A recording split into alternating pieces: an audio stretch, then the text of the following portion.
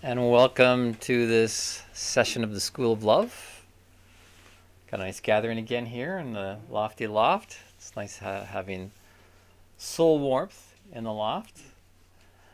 And nice to have you joining us here in the Zoom room as well. And here we are in the second series of the School of Love, Love in Action. And this session is entitled Love is Speaking. What is this title saying? Love is speaking. Does that mean that love is speaking to us? Or does it mean that to love is to speak? Or perhaps both? As you may have gathered, I like to play with language. For one thing, there is genius in language. And of course, we want to see more genius. The planet needs to see more genius. More of your genius. And I'll explain what that means in a moment.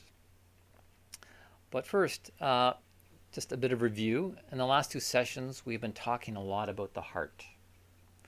And even though you may think that I'm speaking about spiritual things when I'm talking about the heart, I like to think of this work that we're doing here as spiritual science. Because I believe our spirituality needs to be grounded. It needs to be grounded in the 4D reality of space and time. Because if there is anything spiritual, which has never been proven by science, it must be related to the 4D reality we live in. The spirituality must be related to the 4D reality, or what's being spiritual good for. So we need to keep these two things as close together in our consciousness, the physical reality and the spiritual reality of things. For the physical, manifest reality can teach us a lot. It can teach us a lot about the spiritual or the unmanifest reality. This is spiritual science. And it allows us to be in this reality, to experience the phenomenon of it, letting it work on us, letting it speak to us, teaching us about itself. And this education, this educare, is to lead us out through this speaking, the spiritual leading the physical. So in that sense, we could say the love in life, the love in the planet, the love in the intelligence of the cosmos is speaking to you, speaking to me, speaking to us. Are we listening?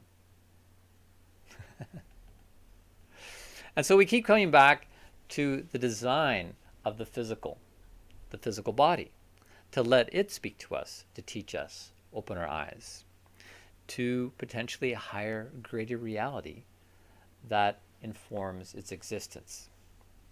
And I think this is the only way spirituality can move us forward in the world, move us forward through our individual work, and also move us forward collectively as we all come together in holy knowing, coming to a common appreciation and understanding that a grounded spirituality can give us.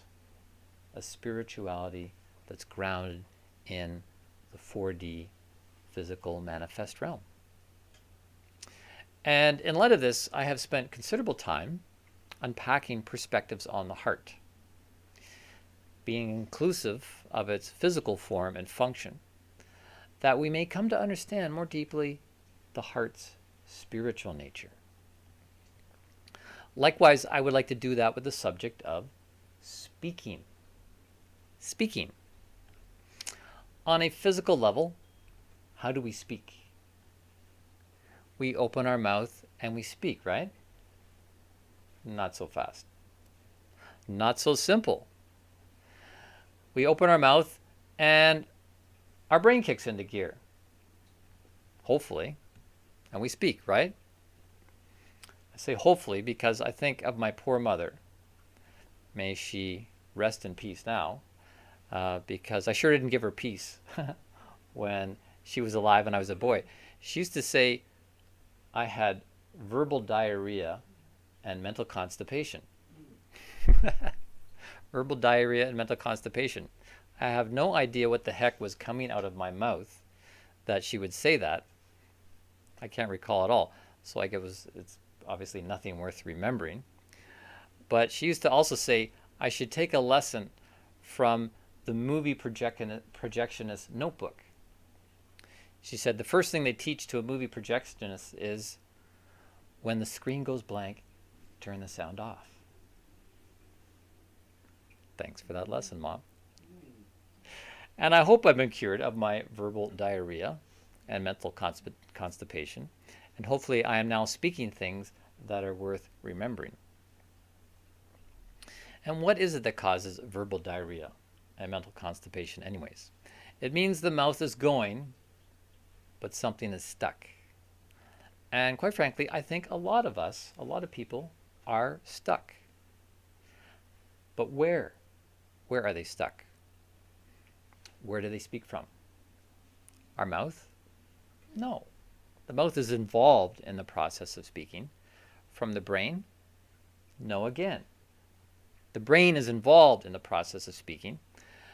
If we are looking sheerly at the mechanics of speaking, and we ask the singer how they produce sound, they would actually, interestingly enough, highlight the threefoldness of the human nature. They would say, we sing from our belly, this lower pole. That is where the push comes from, the power to bring something up and out. At the other pole, the head takes the power coming up and directs it. It shapes it with the control of the mouth, tongue, and the throat. These nuances are added to the pure belly power. Then this third realm, the middle, the heart and lungs. The power from below has to move through this middle region before it can go up and out of the mouth. But we know the heart is not just a physical organ. You know this from your own phenomenological experience of your heart, that it's not just a physical organ. You know what lies in the middle of the chest is far beyond a mechanical pump. You know from the heart's expansion and contraction on multiple levels what a wild ride it can take you on, emotionally, energetically, even spiritually. And we know that when the heart wants to speak, it will speak. This is because ultimately, all speaking comes from the heart. And all singing comes from the heart, or should. The heart is the center of the stage, supported and flanked by the head and the guts, giving the heart the power and the eloquence to sing, to say, to speak. And have you ever experienced someone who has spoken without heart? Sure you have. You've probably experienced that in yourself. Have you ever experienced a musician, a singer, who did not put their heart into their singing? The power of the belly pushed the wind out of their lungs and sound out of their face, but it was not very endearing. The heart adds a flavor to the quality of sound we make. The heart adds the flavor to the quality of sound we make. And so we need to put our heart into our speaking. And preferably we put love into our heart when the heart is speaking. But at times it may not be loving what we speak. Why? Well, you should know this by now, this answer. Freedom of will. We have freedom of will to speak or to not speak. We have freedom of speech, right? Which includes the freedom to not speak. It's your choice. But we need to preserve our freedom of speech. How? Well, by speaking. And freedom of speech also includes how we speak, which is hopefully out of love. But even if our speaking isn't out of love, you have freedom to speak. That's freedom. But before we get too far ahead of ourselves in speaking about speaking with love, let's take a moment to ponder where this whole thing about speaking arose from. Did any of us ask to be here, to have a mouth, to have a heart, to have a head, to have to deal with the desires that drive us? Did we ask for this? No, it was the desire of the cosmos that put us here, that created us, that planted its desire within us, right? Desire, of the stars. And we should remember this. We should realize we are all waking up to this fact and saying, holy shit, look at what I'm in and look at what's going on. Did I ask to be part of this? Did I sign up for this? Do I want to have to deal with having a human body and mind and having to navigate the landscape of life like some sort of psycho-spiritual minefield? Where did this come from? Where did it all get started? Did I have a say in any of this? Let's take a moment then to reflect on the eloquently spoken words from the opening passage of the Gospel of John. I'm sure most of you are familiar with this. In the beginning was the Word, and the Word was with God, and the Word was God.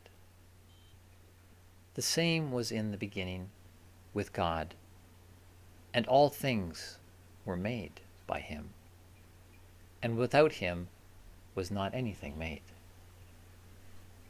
I'll repeat this. In the beginning was the Word, and the Word was with God, and the Word was God. The same was in the beginning with God, and all things were made by him, and without him was not anything made. This passage is saying that in the beginning, whenever that was, which we don't necessarily know for sure, we can just say it was in the beginning, when these things were made, things got started. But what I'm wanting to draw your attention to is how the cosmos that created us is designated as the Word. The Word, which in the Greek text is logos. Logos, from which we get words like logic, logo, etc. And these words refer to something of an ordering principle, pointing to the creative process involved. The creative process involved. So the cosmos that created us is not so much what it is called, be it God, Jehovah, him, her, Jah, Allah, Shiva, Brahma, or Ella Fitzgerald.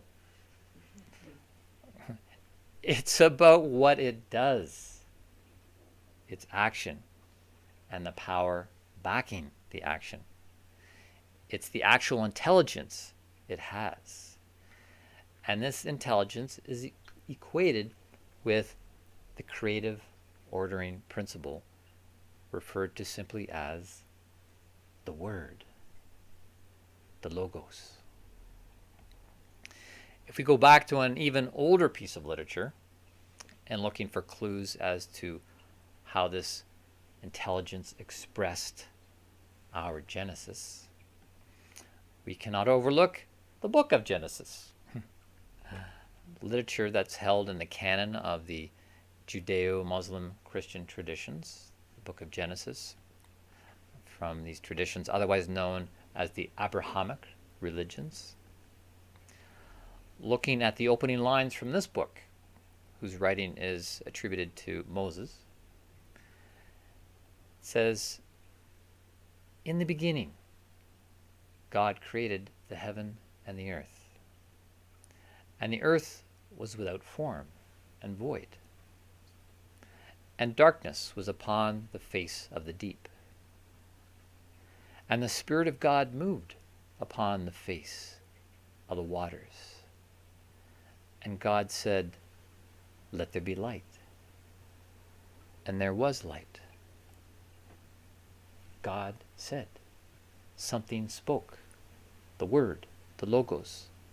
Something with the creative ordering power spoke things into existence. A few lines later, in this opening chapter of Genesis, God said, "Let there be a firmament in the midst of the waters, and let it divide the waters from the waters." The same idea keeps getting repeated. And God said, "Let the waters bring forth."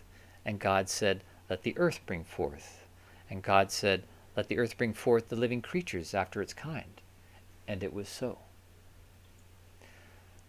Whether this text is read as mythopoetic or literal, the point is that things originated through the proclamation of an idea. Proclamation of idea. And this brought the idea into form. The spoken word, the logos, the creative ordering principle, the intelligence of the universe put its dream into play, spoke it into action. This is how an unmanifest power manifests, through the speaking of something into existence. You see this happen all the time in life, in your life and others. People speak things and they happen. And this illustrates how the word, the logos, worked from the very beginning. This is also akin to the Hindu idea that everything originated out of sound. And that's why Hindus like to make a lot of sound.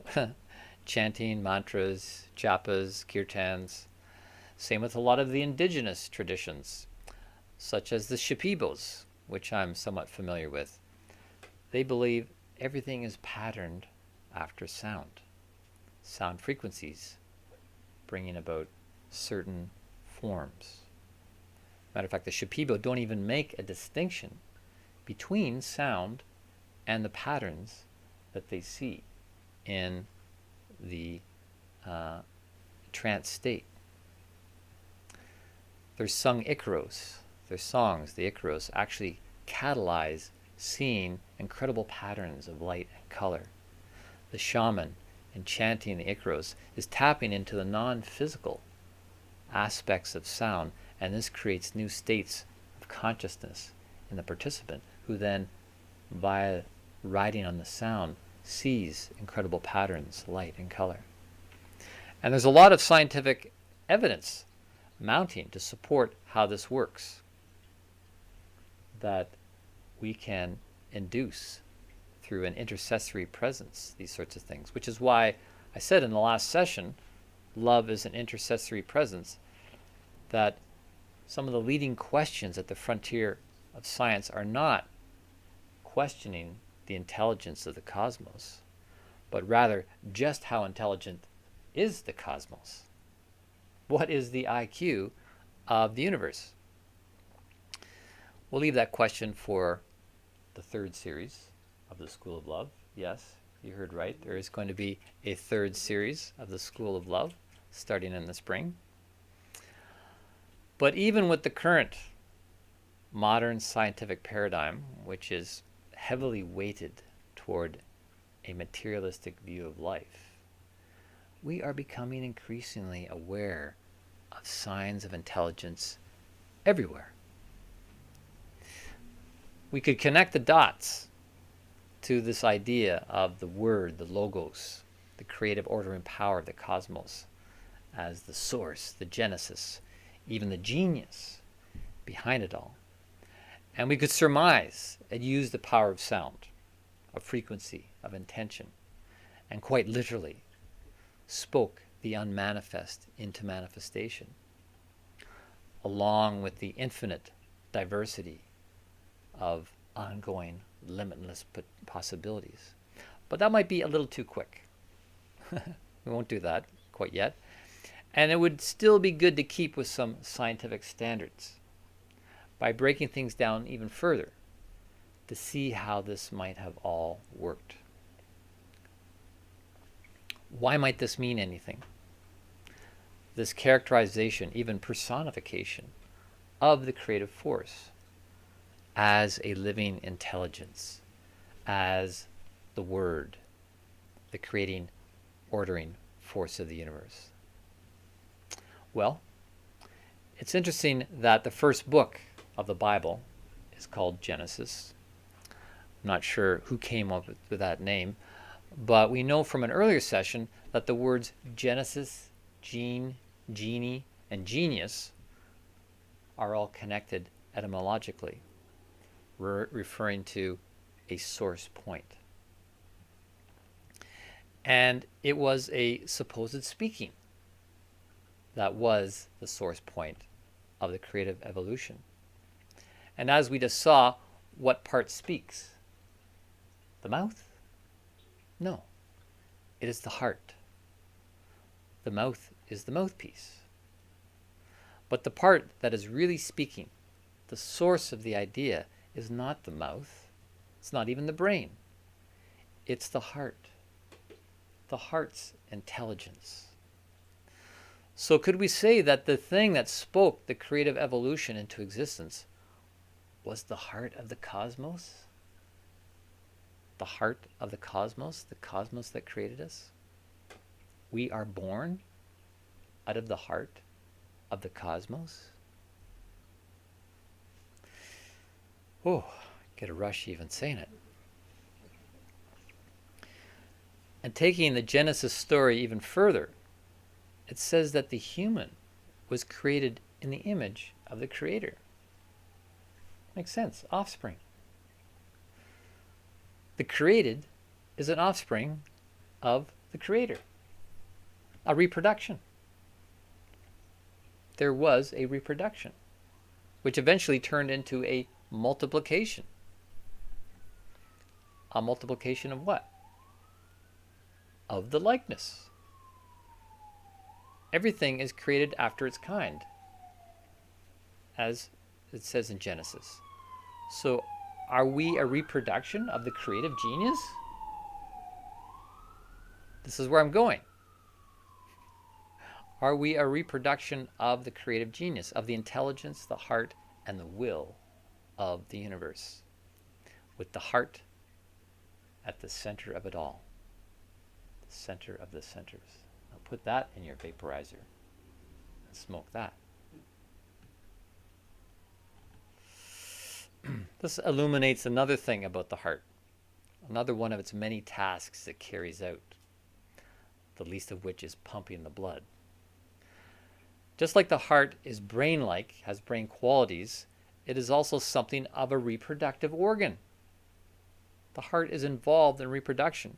And I don't mean just because the heart gets all romantically worked up, and this leads to copulation and then reproduction. This is another radical shift in our perception of the heart and of ourselves. When it comes to reproduction, we generally think of the reproductive organs as the reproductive organs. But there are actually, these reproductive organs are just actually extensions of the heart center. The penis, for example, delivers through its tube the semen to impregnate the egg. But the semen, which is stored in the scrotal sac, receives all the ingredients for its creation from various glands and organs. And it is the blood, which comes from the heart, that delivers all of this. Same with the eggs and the ovaries. They all rely on the circulation of the blood and warmth and nutrients carried throughout the body to create those eggs. Then the eggs can reproduce. None of this would happen if the heart and blood were not engaged in the act as central reproductive organ. An organ. Well, both the blood and the heart are organs. So we see how important the heart is when it comes to reproduction, to building, to edifying ourselves. Another biblical verse I mentioned a while back was a quote from Jesus. Don't you see that whatever enters the body goes out? Another biblical verse I mentioned a while back was a quote from Jesus. Don't you see that whatever enters the mouth goes into the stomach and then out of the body? But the things that come out of the mouth come from the heart. And this is what makes a person unclean. It's not what goes into the mouth that defiles a person so much, but what comes out of the mouth that defiles the heart. This is an important shift in the perception of ourselves. Of course, we want to feed ourselves with good food, and we should be greatly concerned about food quality. But this bit of wisdom is saying that it's even more important than what we put into our mouths is what comes out of our mouths. This will have an impact on the health and edification of our spiritual nature. What comes out of the mouth. Another quote from Jesus akin to this. Man shall not live by bread alone, but by every word that proceeds out of the mouth of God. Man shall not live by bread alone, but by every word that proceeds out of the mouth of God. To live requires not just stuffing ourselves with bread, but feeding ourselves also with the living substance of the Word. So now we're back to the mouth again and the Word, the creative principle of the cosmos, and how we need to be feeding ourselves pure Word and not just mashed potatoes and gravy. If we are interested in the edification and maintenance of our spiritual nature, we're not just talking about words here either. Because words are words, and a mouth is a mouth. And a heart is where the words come from. So it's not just every word that proceeds out of the mouth of God, as the verse says. The mouth is a mouthpiece for the heart. So could we say that we are to feed ourselves with the lifeblood of ideas flowing from the heart of the creative universe? The lifeblood sent forth from the heart of the cosmos that created us. Sent forth just as blood is sent forth from the heart. Consuming that. As opposed to what? As opposed to the consuming of all the crap pushed at us on the horizontal level. All the stuff aimed at our head, heart, and will by the Three Musketeers, which I mentioned in the previous session. Marketing the not so good for us goods of the Maya Matrix illusion. And this is sent forth to us, the good goods. It reminds me of the psalm. It reminds me of the psalm. He sent forth his word and healed them. The word was sent forth so they could receive it and they could receive healing. So how do we receive these benefits of the word that is sent forth, that is sent out to us, like lifeblood from the heart of the universe? Do we receive it into our mouth or into our ears and it stops there? No. And we certainly don't want it going in one ear and out the other. Or as my mother used to say to me, her words would go in one ear and come back out the same ear. No. Love is listening. Right? Love is listening, as session 2 was called. We want the words of the word to come in and feed us, to feed our heart. Our heart. To feed our core, or cure in Latin, which is Latin for heart. To feed the heart core, that it may be sustained and edified. That which was sent forth to us and has come in, like the life blood entering our heart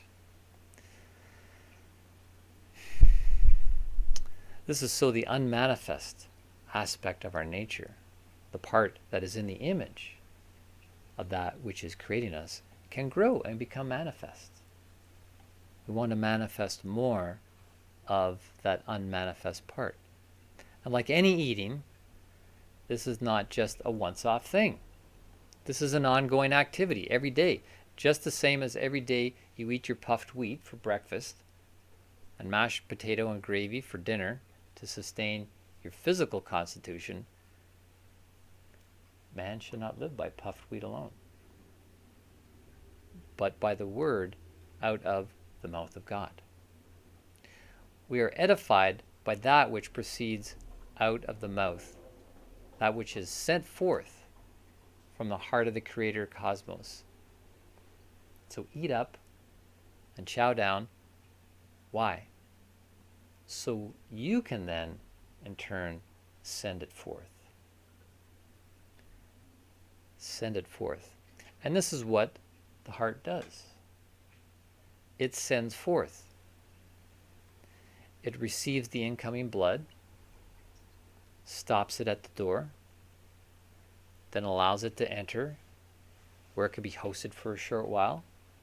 The blood enters the chambers of the heart, which then sends the blood forth to the lungs, where it can get a little connection with the outside world through the lungs. The blood then comes back to the chambers of the heart, where it has another little stay, then sent forth on its journey through the inner world of the body. This, of course, is only describing the physical level of the blood. When we consider other levels involved in the coming and going of the blood, the dimensions that are involved in involution, then being sent forth is much, much bigger. It no doubt includes receiving, then sending forth from the entire cosmos. Incoming and then sending forth of the entire cosmos through our blood, through our heart. Let's take a moment here to do the heart-focused breathing again. Again, bringing your focus to your heart. You can place a hand on the heart if you want. Breathing a little deeper than normal. 5 or 6 seconds in, 5 or 6 seconds out.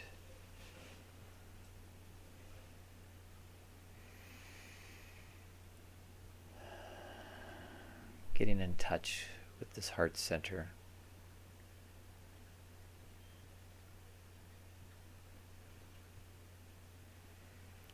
And imagining while breathing, you're breathing with your heart.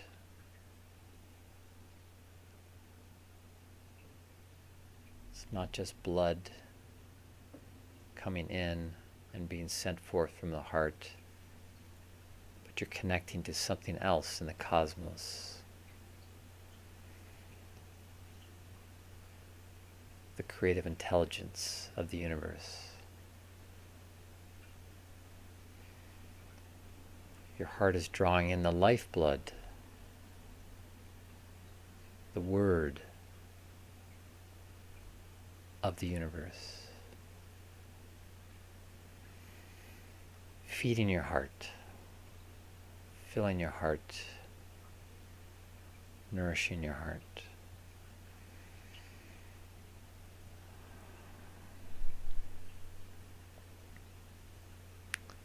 And then picturing on the out-breath, the same being sent forth from your heart. This lifeblood that has visited your heart is now sent forth back out to the periphery. Just like the blood in the veins and arteries. Blood in the arteries going out to the periphery of your body. The lifeblood of the Word is being sent out to the periphery of the cosmos. In and sent forth out.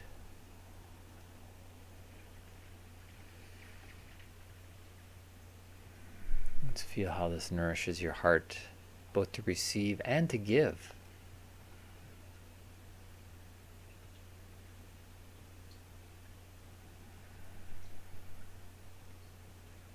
And bringing your awareness back, but staying connected to this level of yourself, drawing in and sending forth. This practice could all be summed up in 3 little words: receive, retain, release. Receive, retain, release. The heart receives what I call the multi-leveled lifeblood. And we know there's a lot going on in the blood, but the blood is definitely multi-leveled. Receives it, retains it, and then releases it. Receive, retain, release. This shows the simple pattern of our lives. And maintaining this balance is what builds us as a healthy living being. But builds us into what? Well, I'm glad you asked that. As we saw in the previous session, we are here to become an intercessory presence that stands between the earth and cosmos. And that is love. That is love in action. And there has been much preparation for this, for us. Much build-up to this moment, quite literally, including the building of ancient edifices, such as the Great Giza Pyramid, the #1 wonder of the world. Or at least it used to be.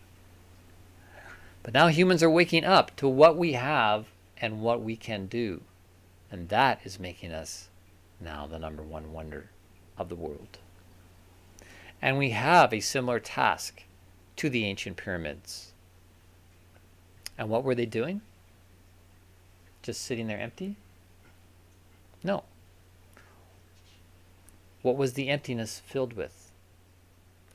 Well, some might say substances, chemical processes, sound, vibrations. Those things might have been part of it. Those pyramids were doing the same thing as a heart. Receive, retain, release. And what was it ultimately receiving? The Great Giza Pyramid, for example, on the highest level. Revelations. Revelations of things entering into consciousness. And consciousness is what is really going to make us alive, not our puffed wheat. So those pyramids, as containers, were virtually becoming alive. Those buildings were coming close to being alive because they were containers for higher consciousness. And this higher consciousness, of course, also touched the priests and the hierophants and the initiates and all those involved.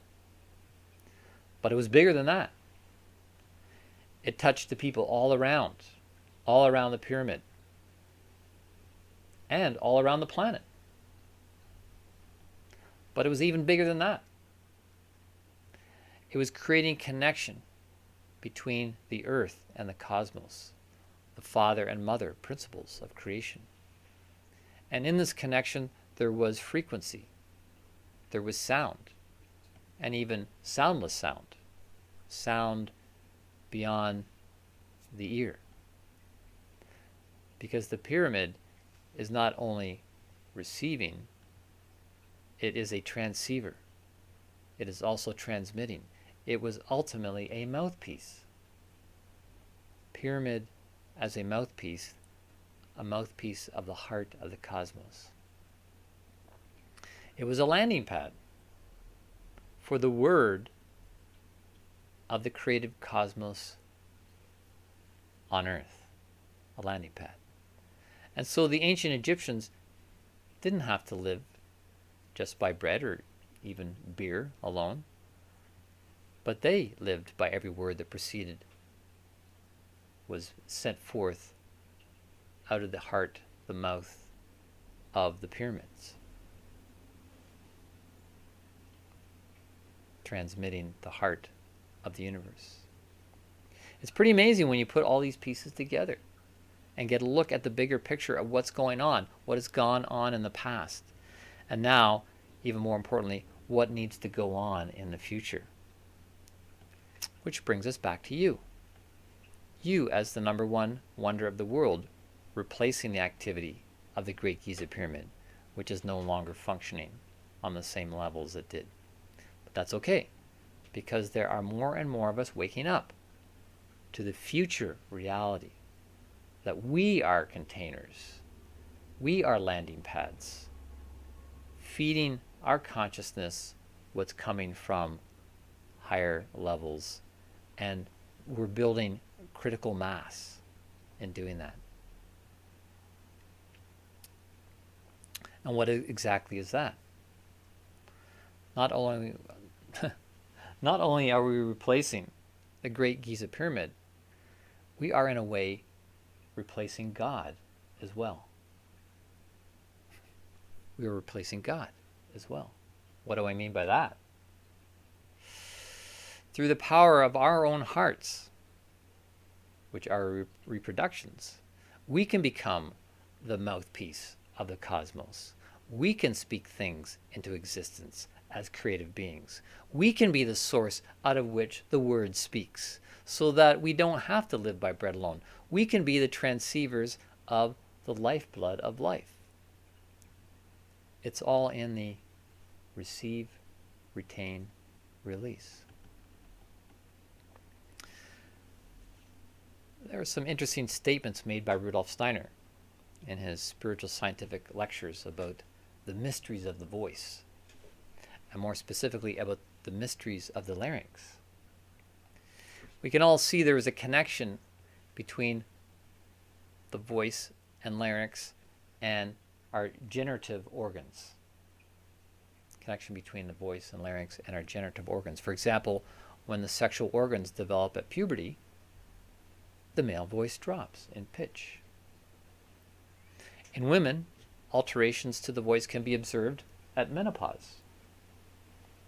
This connection between the voice and the generative organs is also noted in Chinese medicine. But what is even more amazing is that Steiner indicates how there is going to be a slow waning in the procreative powers of the sexual organs through evolution, to be replaced by the power of the voice and the larynx. Woohoo! In an energetic way. The voice and larynx becoming the organ for creation and reproduction. Which may sound a bit like sci-fi stuff, but we should stay open to the infinite possibilities that are coming in our involution, devolution, evolution. Some new powers are going to evolve in. Some are going to devolve off as we evolve forward. And our job is to get more clarity on this so we can get with the planet instead of resisting it. Which is one of the reasons I took up teaching Tantra over the past decade. So I could learn and teach how to work and transmute sexual energy so it could be used for something else. This is part of the inner alchemy that needs to take place to support the physical evolution we are obviously still in the midst of. And this includes using the power of the voice and the larynx as an organ of the future so that we can actually speak the future into existence. Speak the future into reality. While I am mentioning some of Steiner's work, let's consider again the genius of language. This is actually the name of a series of lectures Steiner gave back in 1919 while he was instructing the teachers of the very first Waldorf school in the world. Waldorf is an independent educational movement that I was trained in and taught in as well. Steiner saw the deep connection between the act of speaking and the evolution of our consciousness. He saw in childhood, especially early childhood, how the child's development illustrated the whole course of evolution. In simplest terms, he pointed to how a baby, even though a mere babbler at birth, was actually closer to the source of genius, than they are to the things on this level. But as they begin to occupy their body more and more, moving their limbs, the movement of limbs transposed into a movement of the larynx. From limbs to larynx. The movement of the body begins to localize in the larynx. And the baby goes beyond babbling. It goes beyond babbling because it wishes to connect not only physically with the world, which it's doing, but also socially. As we are very much social beings, as well as physical beings. And so the child's movement moves up into the larynx so it can connect socially. At first, the sounds being gurgled from an infant's mouth are just gurgles, or it has not fully developed the mechanisms of speech. But this doesn't stop the baby from at least getting out mama, mama, papa, papa. And the sounds grow as the child becomes more imitative of its environment, imitating the sounds of mama and papa. The sounds are primal, and the meaning is more in the sound than the actual words. But eventually, as it incarnates more deeply into the body and the mechanics of speech, encouraged by the movement of its limbs, it can expand its range of words. However, at this point, it's still more the feeling of words than the concepts contained in them. But then comes a third thing in the unfolding of the baby's genius. The more words it can master, the more words it can string together, the more it can send forth meaning through its speaking. In other words, speaking leads to thinking. This is the third step in the unfolding of its genius. Speaking, which originated from movement, then leads to thinking, to thought. What originated as the movement of the baby, still lying in the horizontal, not unlike an animal, making grunting and cooing sounds, then lifting itself from the horizontal into the verticality.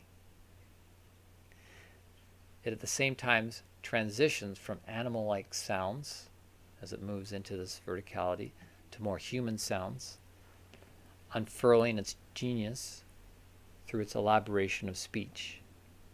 And with a growing range of word thought formations, it is on the road to becoming more aware of the world, more aware of itself, more conscious, and fulfilling the call of the planet to have ultimately omnidirectional consciousness as a universal human being. And where does this genesis of genius lead? Well, hopefully to revelations. To Revelations, which is not so surprisingly the name of the last book of the Bible, the book of Revelations. We looked at the first book, Genesis, the genius of things, hopefully leads to revelations through this development of consciousness. And also, ironically, there is a book that sits in the middle of the Bible, known as the Book of Acts. And I know I'm going a little deeper into biblical references in this session, but as I explained previously, it's not about highlighting one religion over another. Digging into ancient documents, whatever the source, is like an archaeological dig. We hope to find something of value, something that gives us some insight, something that is a part of the collective heritage of humanity, something we can all share. And so I'm sharing some of what I've discovered from ancient writings, with which I'm somewhat familiar. The Bible is something I took the time to study quite extensively early on in my seeking during my 20s. And as complex as the Bible can seem sometimes, whether you take its contents as historical, mythical, archetypal, or mystical, it can be a source of mystery and wisdom. And so I continue to meditate on some of its content and to share with others. So in this book of Acts, in the middle of the Bible, which is actually officially titled the Acts of the Apostles, it comes immediately after the four Gospels: Matthew, Mark, Luke, and John. And the book of Acts documents the acts of the apostles, who were the earliest followers of Christ, long before there was a church or churchianity or any formalized denominations arose. These apostles were actually without any organized structure. They were more or less flying by the Spirit and doing what they felt called to do, which was to spread the word of the Christ, to spread the love. So this book of Acts, the Acts of the Apostles, was about their way of putting love into action. They knew that they were in the school of love, and they were traveling about endeavoring to be intercessory presences on the planet. They knew what they had on the inside, which was even greater than in any outer structure, including the Great Giza Pyramid, or the Temple in Jerusalem, or anything at all in the manifest realm. They knew the unmanifest wanted to become more manifest through them. They saw it.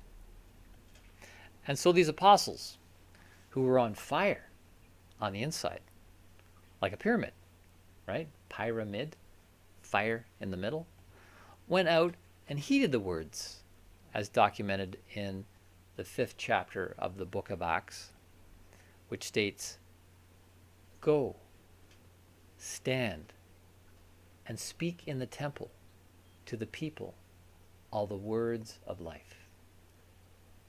Go, stand, and speak in the temple to the people all the words of life. They were following this simple admonition to go, stand, and speak.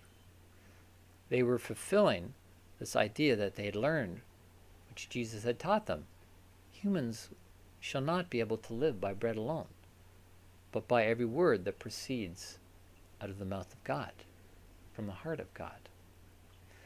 They were working as an intercessory presence to take hold of people, grab them by the ears, so to speak, and feed them, build them, to be a life coach to them, and feeding them with life-giving words.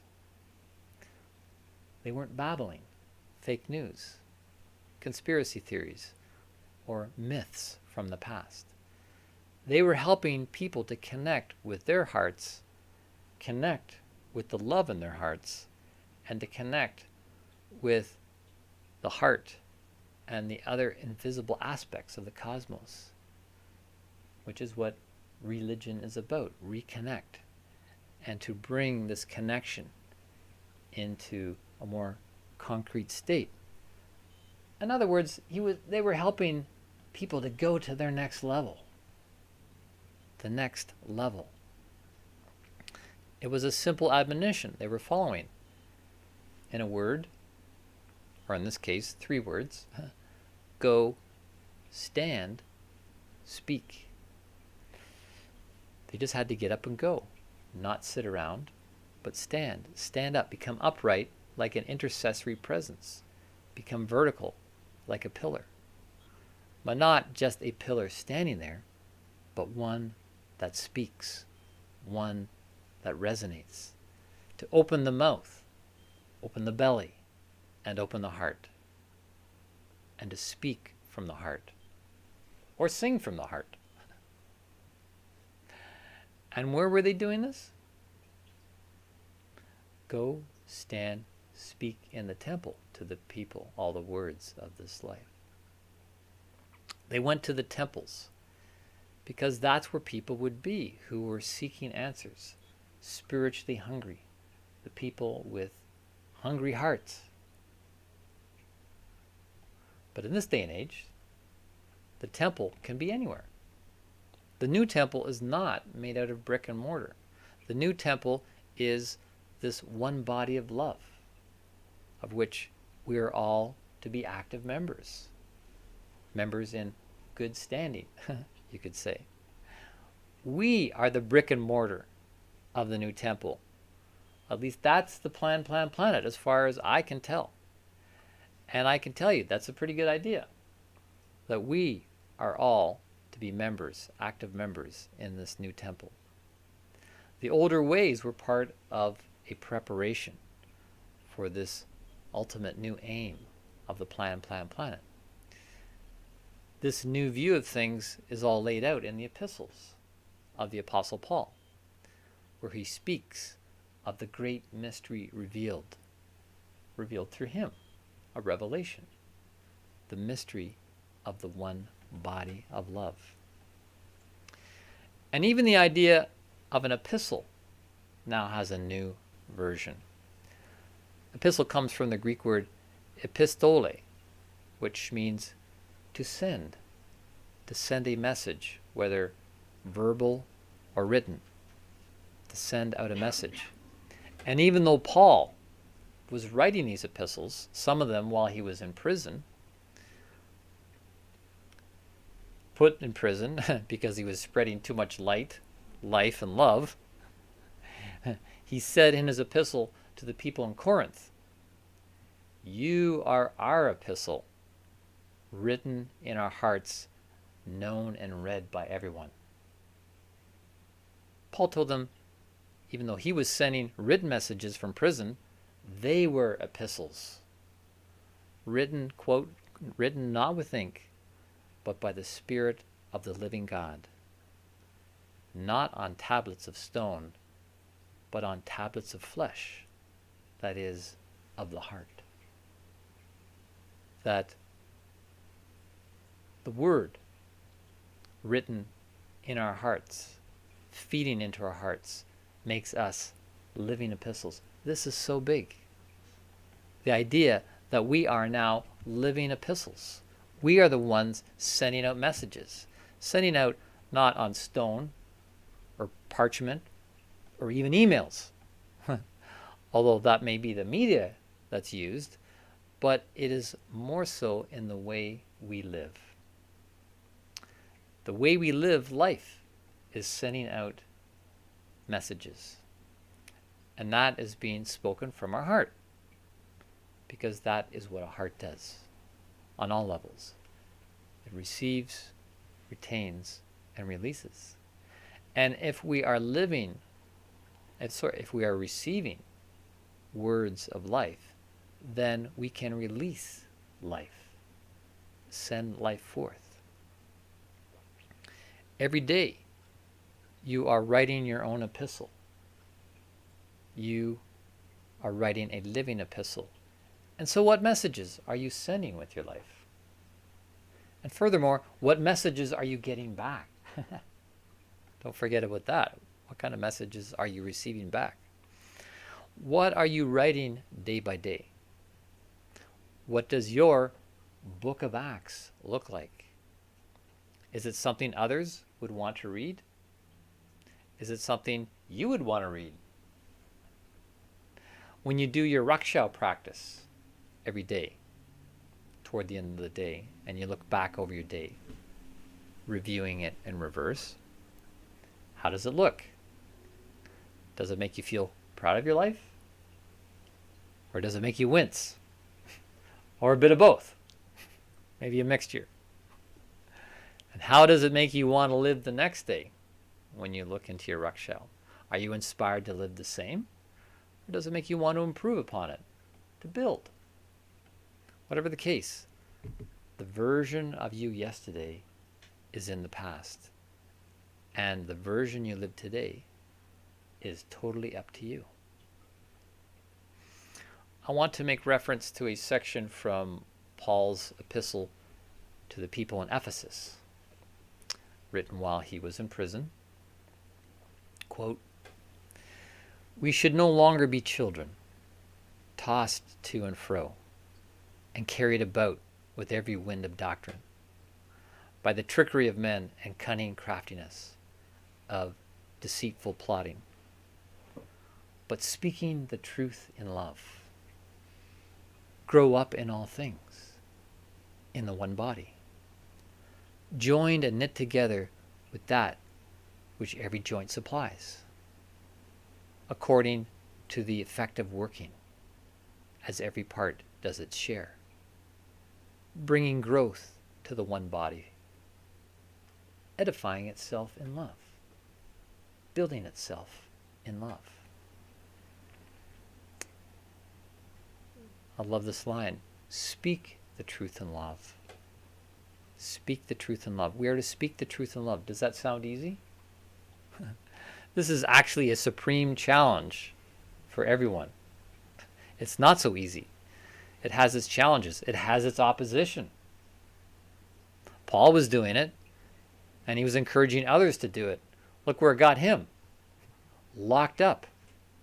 Having to send his messages, his epistles, in written form to the people, as he was no longer to meet with them directly. But even so, he encouraged people to continue being living epistles, not stuck like a stone tablet or on flimsy, fragile parchment, but what was written in their hearts, the truth that lives there, in the seed of love that lives there. In the seed of love that lives there, planted in the planet with the plant. We just have to dig a little deeper inside. Dig in the soil of the soul and let the seed of love grow. Then we can write the script of a new life and live it. Live as a living epistle with a message of life to send forth. Standing, speaking, not just with the mouth, but with the heart, with love, and with ongoing revelation. This is love in action. Because love is speaking. Love is speaking to you, and love is speaking through you, revealing itself through you. The love of the intelligence of the cosmos is wanting to come to life in you and through you, through the seed of love it has given to you, which is the seed of life, which hopefully you have been saying yes to. The only way people will see love, or feel love, or hear love, is if people live love. The only way you'll have love is by giving it away. Otherwise, love is just a word. L-O-V-E. And sometimes a confusing word. But when people see love in action, as you live it, as a living epistle, they will be able to see it, hear it, and read it in you. So what does love look like? Go, stand, speak. I love, therefore I speak. Love is speaking. Love takes courage. It takes courage to speak. It takes courage to speak up. But love is speaking up. As an intercessory presence on the planet, you have the right to speak up. And you don't have to speak with your mouth. You can speak with your heart. Your mouth is sometimes involved. It's sometimes harder for your heart to be heard if you don't use your mouth. But sometimes you can also speak without words. Because in the end, the word may actually be wordless. It's more about what we communicate. It's a feel thing. It's about the qualities we are transmitting. I actually have a practice where before I send an email, which of course is all words in an email, I like to take a moment to add an attachment, an energetic attachment, a feeling that I want to go along with the words. You should try it. I just take a moment before hitting the send button and think a thought or a feeling, conjure a feeling that you want to add as an attachment to your email. Hold that in your heart and then hit send.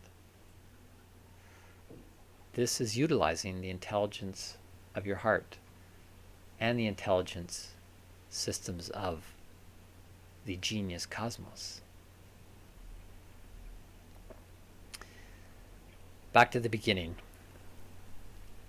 In the beginning, God spoke. The cosmic intelligence. Or maybe she sang, like Ella Fitzgerald. Anyways, it got things going, and now, as creator beings ourselves, we can do the speaking. We can go forth as creator beings. We are created to be creators, masters of time and space. Love in action. And these closing words point to where we are going in the next session, which is also the last in the second series of the School of Love.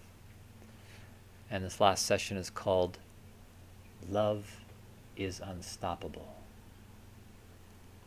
Love is unstoppable. Now for a little break before we get into our Q&A and heart sharings and love assignment for this session, and some meditative music. Something for your musical edification and feeding. A golden oldie from 1980. Actually, two versions of it. From the boss himself. Bruce Springsteen singing, "Everybody's Got a Hungry Heart." Well, we should look at the love assignment for this week.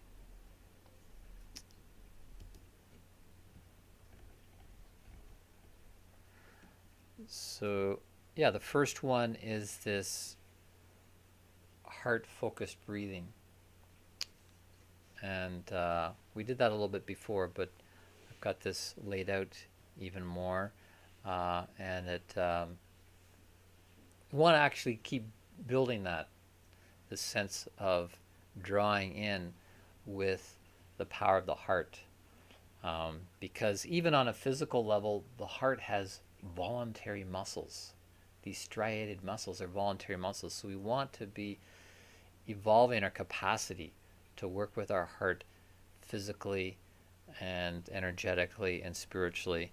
And just as a side note, Rufus, I've been working with that exercise that you introduced 2 weeks ago about taking your pulse, breathing out and slowing it down, and breathing in and speeding it up. It's great. Like, that's already taking control of the heart on a very tangible level. So, yeah, the first love assignment is this heart-focused breathing. And then the second one is go, stand, speak. Speak into the temple. The words of life. So, the love assignment is to go to someone, stand and be with them as an intercessory presence, which means you recognize your calling to connect people to the source of life and help sustain them spiritually. So being there, like a lot of people are not connected and they're dying spiritually inside through lack of spiritual nutrition.